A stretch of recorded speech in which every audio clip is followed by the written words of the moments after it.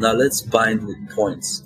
Binding with points is effective when you want to move something that isn't separated. Let me explain. Look at this guy's arm right now. I didn't separate this. It doesn't bend the way this joint does, like an edge like this. It doesn't have this crooked. It instead has a curve like this. And here's how I did that. Let's see. Let's open this very briefly. Follow the movement of my mouse. H1, that's where we are. Open that. Number 1. Look at that. So basically, these points selected right now, all the way to here, right? They all answer to this bone. Excuse me. They all answer to this bone. And if I were to select this one, all the points here answer to this bone. Now, this style of binding is effective for certain results. Not all the time, but effective. You see how this works, right?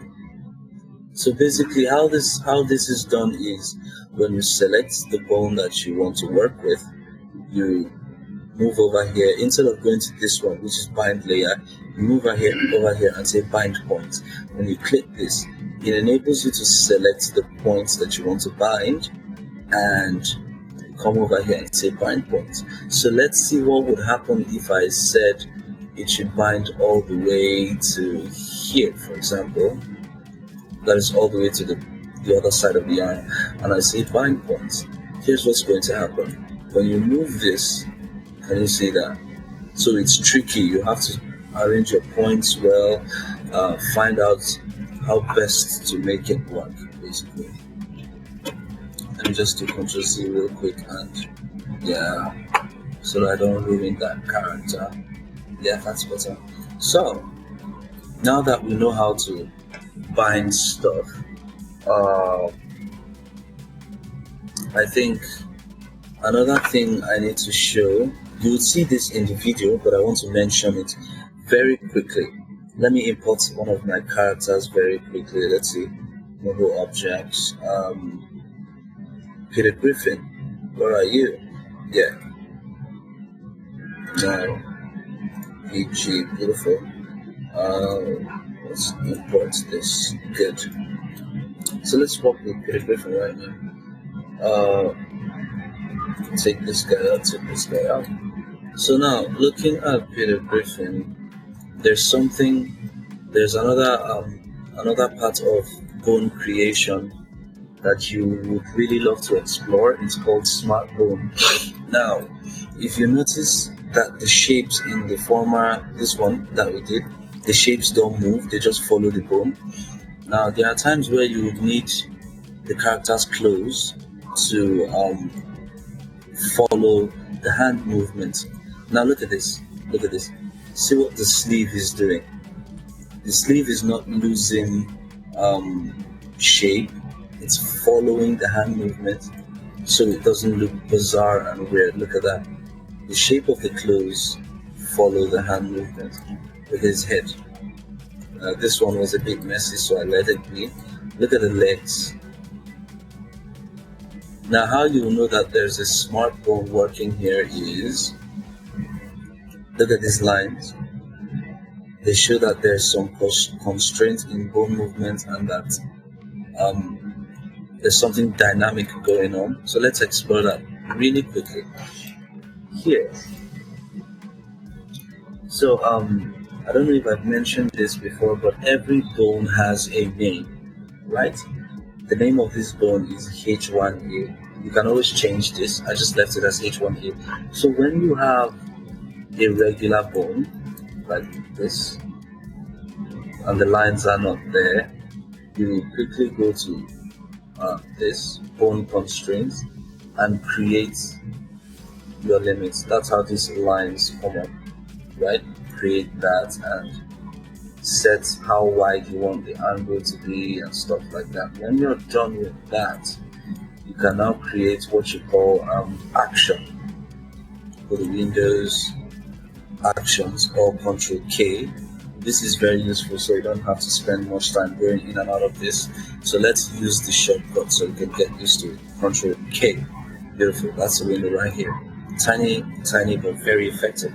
You can here I've already created my action, so you can see H1A already there. That's this bone, H1A right here. So basically what this does is it creates an animation inside an animation, right? You go right in here and you can see the animation that is inside it. Basically, it states that when you move the bone from one side of your constraint to another, things happen inside, right? So when you create this, I think a step-by-step process will be in the video, so you guys can look at that.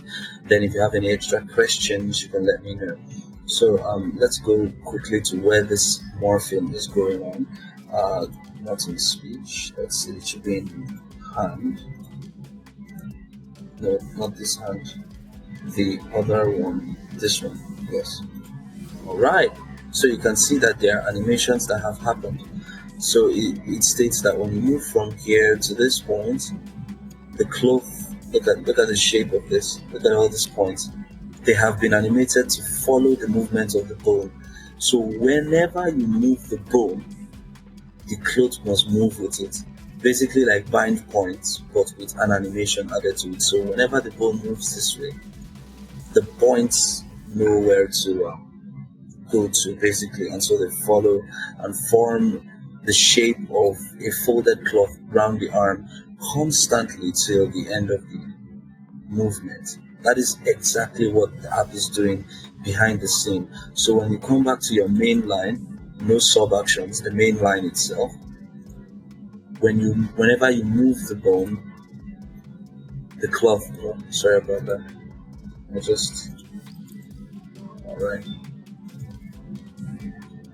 So whenever you come back, the cloth should respond adequately to the movement of the bone. This can be used for several things, for several tricks. If you saw the Christmas video I did, it was what helped me in the spinning of the skateboard. Let me show you guys this real quick. Okay, it's not this one, it's this one.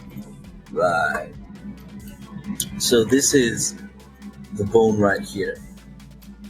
Basically, what is in this skateboard is a couple of layers, false layers. It's not 3D, it's 2D. It's this shape right here. Look at that. It's just a shape to show the edge of the board and the board itself, and then the tires, just two here, another two behind, right? So that's basically what the board is, then a false one at the back. So basically what I arranged this bone to do is, as it moves, it morphs your shapes to give you an illusion of a flip, basically. So let's test that real quick. When you move this, look at that. This particular shape moves forward, this other one compresses to give you the illusion of a flip. So when you do this, look at that.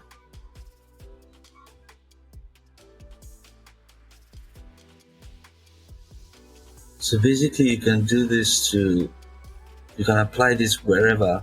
This is the same principle you use for head turns, for the head to turn to, a certain angle or degree or something, not necessarily 3D but 2D with dynamics objects. Let's see, animation 1, spaceman, yeah. Shoot.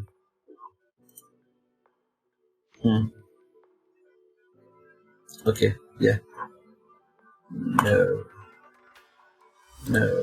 Oh, come on. No. Yeah, there we go. So let's get me a face. Yeah, let's use this. Okay, let's take out all that so we can concentrate. Yeah, so this face.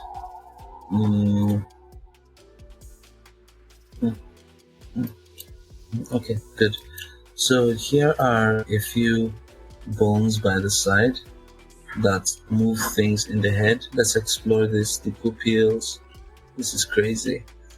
I only move them where they need to go during the animation. So yeah, you don't get to see these malfunctions in an actual animation. Look at this up down, for example. Look at that.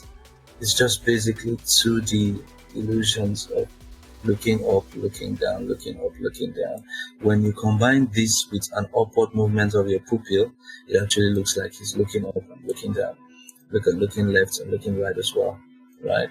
So basically, when you get this thing done properly, it gives your animation more life, makes it much more enjoyable, much more dynamic. Look at an example of where this was executed. Look at the subtle movements in his head. Look at that. You see that? So you see how a subtle tilt of the head downwards with a closed eye kind of made him look like he was deep in thought, and he just, look at that. These things make a difference in an animator's work. So look at that. Let's look at it one more time. Plus the lip sync I taught before. Right? So yeah, you combine things like this and you'd have yourself another typical example of the smart bone that I explained, like that thing I did with Peter Griffin's sleeve. It was the same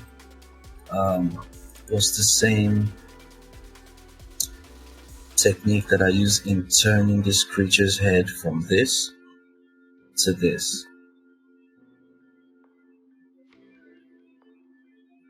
The same technique, right? I don't want to show more than that because that's company project. So yeah,